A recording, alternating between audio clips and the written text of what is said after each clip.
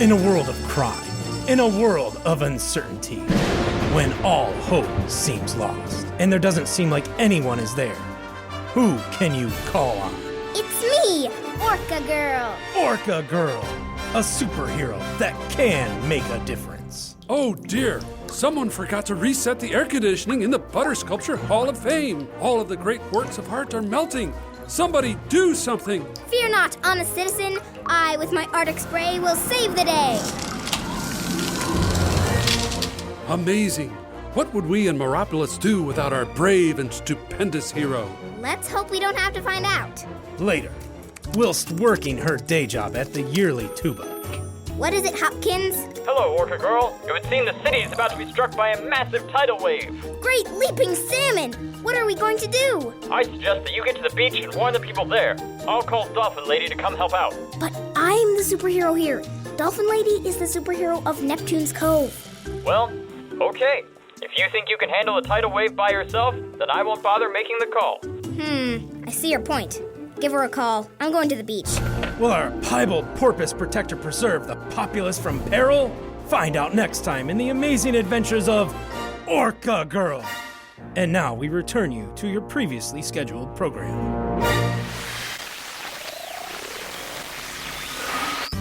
All right, guys, go ahead and bring the script stands in here. I'll set up the microphones. You've got it. Will over here work, Lionel? That'll be perfect, Hugh. Let me go get the scripts from the file cabinet. I'll be right back.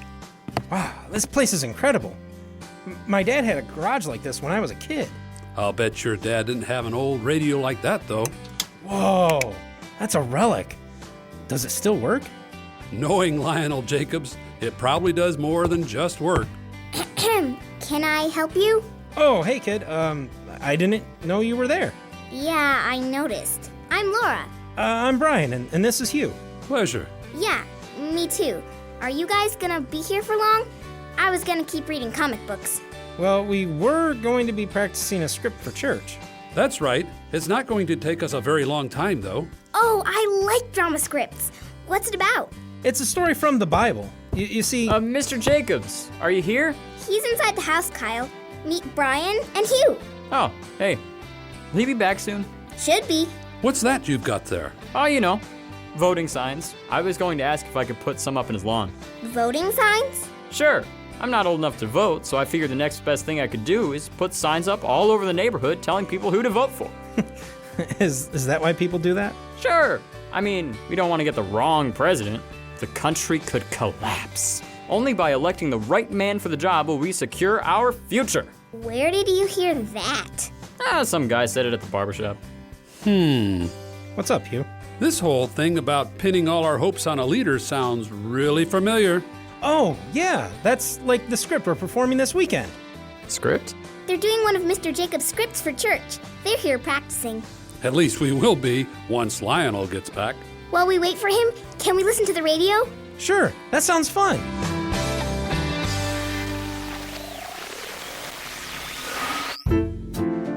And now, from the garage of Lionel Jacobs comes the biblical drama, The King of Israel, an adaptation of a true story. Long ago, there was a nation called the Hebrews. This nation had no cities, wonders, or even a land to call their own. All they had was their God. That's right.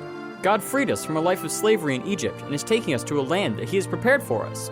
And God was faithful in leading his people to this land.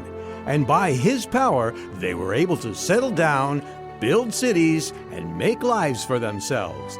But before they got too settled, God had something to tell them. He gave us all kinds of rules for us to follow so we can live in this land and prosper. By following these rules, not only will we show God that we love him, but he will protect us from other nations that want to destroy us. Sounds like a good deal to me. You would think so, but the people of this Hebrew nation were not very good at keeping their side of the deal. You know, it's a lot of work loving God. Sure, he takes care of us and has brought us to a great land, but in the end, I'd prefer to pray to, this stick.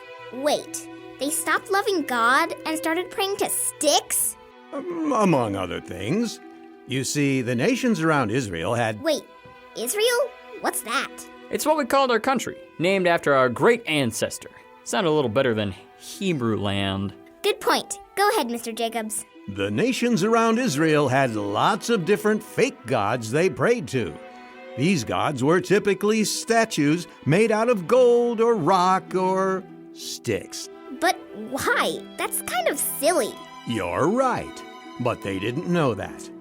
What's really silly is the Hebrews, or Israelites as they were now called, decided that instead of worshiping the real God, they could just pray to these fake ones. This way, we don't have to keep all these rules and we can do whatever makes us happy. This doesn't sound like it's gonna end well. Not at all. Because they had stopped holding up their end of the deal, God stopped protecting the Israelites from enemies that wanted their land. Oh no! Come on, Mr. Stick! Protect us from these invaders! Mr. Stick, answer me, please! But God did not forget the Israelites.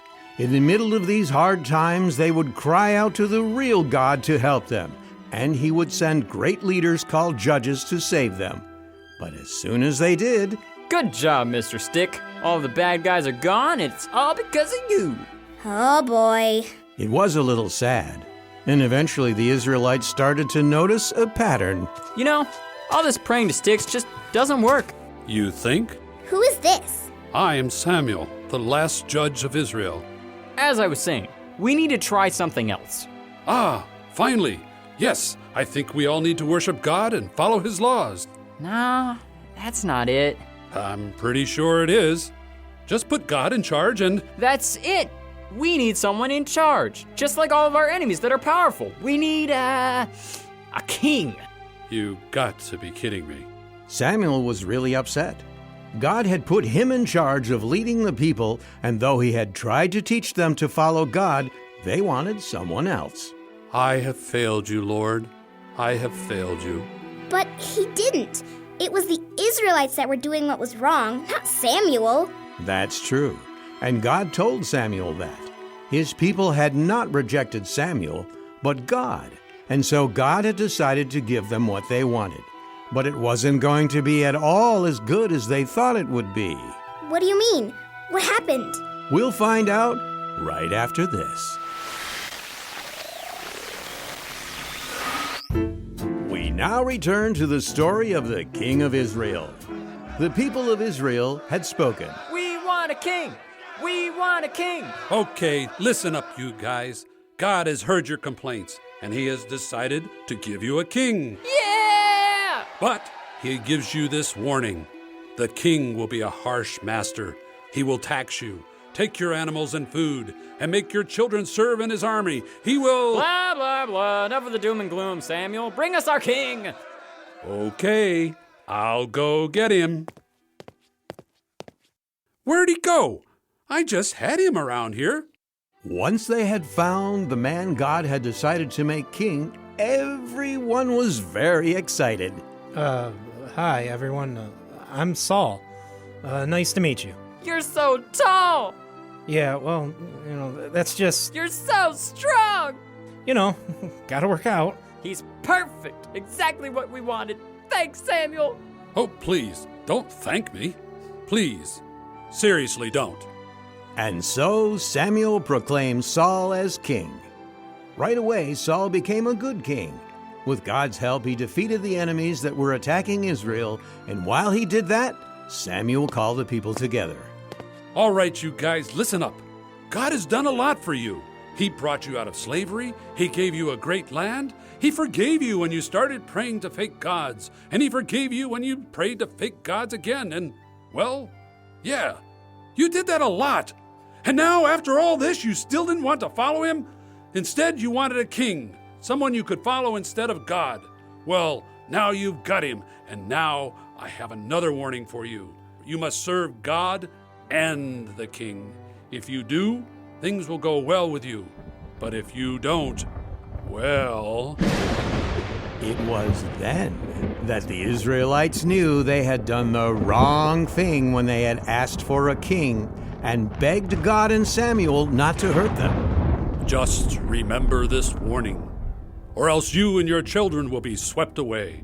So, did they remember? The people did. But as the years went by, King Saul started to forget to trust God and started doing his own thing.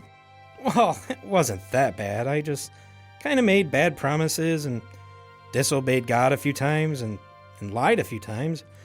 And then there were, those few years I spent hunting down an innocent man who served me faithfully, trying to kill him. That's not great. What do you mean? I'm a great king. I'm the best king Israel has ever had. I'm a great king. A powerful, I get Huh. So, this king is broken. Does that mean we get a new one? Samuel? Unfortunately, by the time King Saul died, Samuel had also died. I was getting pretty old when he became king. Give me a break, people. But before he died, he had made sure that Israel would have a king after Saul, a new king named David. Oh, I've heard of King David. He was a good king. For the most part. But again, as the years went by, he started making some pretty bad decisions. No, not King David. I'm afraid so. His son, who was the next king, was also a good king for a while. And then he started making bad decisions. And his son was worse. And his son was even worse. In fact, it wasn't long after David died that the Israelites were back to where they started. Oh, Mighty Stick, thank you for the safety that totally comes from you and no other. Come on, guys. The moral is that often God's people are tempted to stop trusting Him, and instead they put their trust in people. People with power and money, people who are good-looking and say things that make us feel happy. But in the end, they are just people. And just like these kings, if we trust them instead of God, they will always let us down.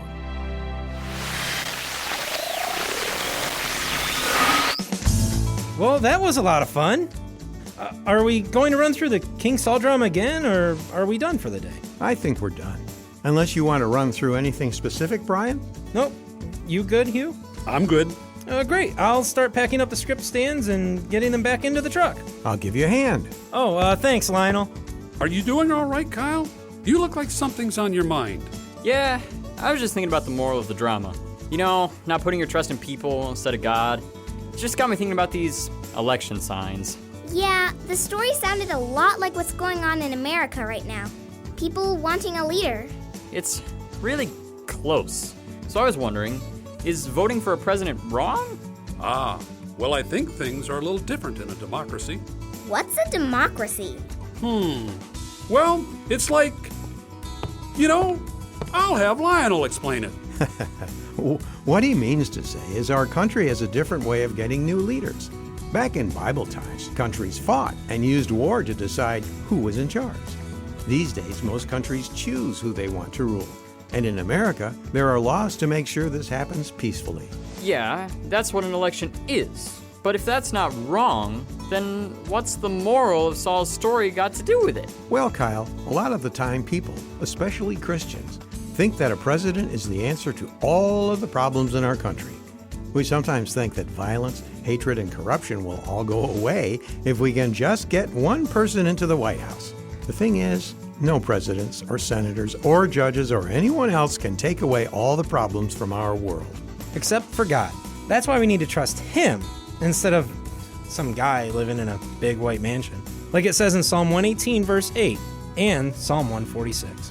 That's true, Brian. And in Isaiah 2, the Bible tells us much of the same. Compared to God, people are powerless. So it doesn't matter who we get because God's in control. Well, yes and no, Monica.